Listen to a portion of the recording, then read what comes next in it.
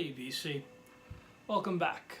This is Luke with Hot Wax and Cool Vinyl doing a video thread response to Bill from the VINYLVERSE.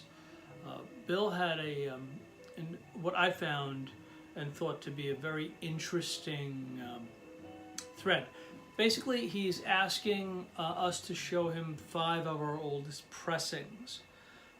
So I went back and I chose 5. There's 3 from 1954, 1 from 47, and 1 from 56. As I went and looked at my Discogs catalog, I found that I had a lot of 54s and a lot of 7 inches. So I eliminated all the 7 inches and I only chose 3 from 54. I have 3 10 inches to show you and 2 LPs. So let's start. The first is from 1954. It is Clyde McCoy and his orchestra. It's called the Basin Street Blues. It is a 10-inch picture disc, which is actually really cool. I have to say I've actually not played it. I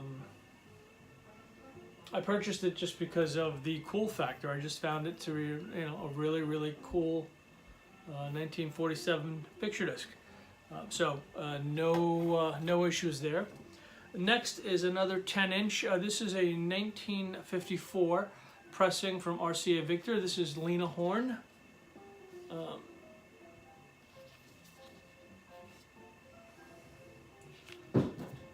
And this is on RCA Victor.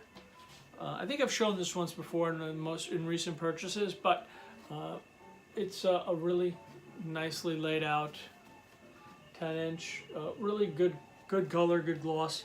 This I have played and it plays exceptionally well. I was very, very pleased. Also from 1954 as mentioned. The next is another 10-inch picture disc, Frank Sinatra, and Bill, you actually showed this yesterday. It's Swing Easy.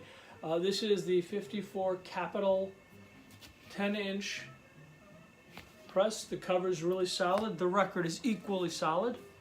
I found it, I don't recall whether it was at a thrift store or at a yard sale, but purple Capitol label. The vinyl is very strong, really just nicely laid out all together. Next in the 1954, staying in the 1954, Dave Brubeck at Storyville in 1954. This is, the cover's a little bit banged up.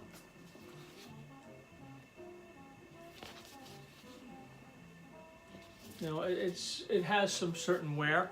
The vinyl is pretty good. The record's actually pretty solid. Again, Columbia, 1954. The dark red or almost burgundy colored label.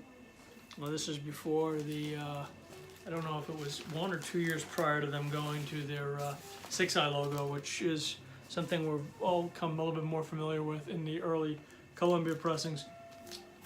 And then we're going to jump to 1956 is my last pressing, the Modern Jazz Quartet at Music Inn. This is on an Atlantic label, Atlantic Black label. Again, the vinyl is really just quite good. The quality of play on this album is also quite good. I am fond of the Modern Jazz Quartet. I just found them to be one of the... John Coltrane was actually the first jazz musician who I listened to a little bit more intently. But the MGQ, the Modern Jazz Quartet, was followed very quickly. I just find their whole sound to be exceptionally soothing and relaxing, and just an exquisite sound and all. So that's it, Bill. Those are my 5. I hope you dig them. I know you're gonna dig the Sinatra because you have it. But I'm hoping you like what I showed you.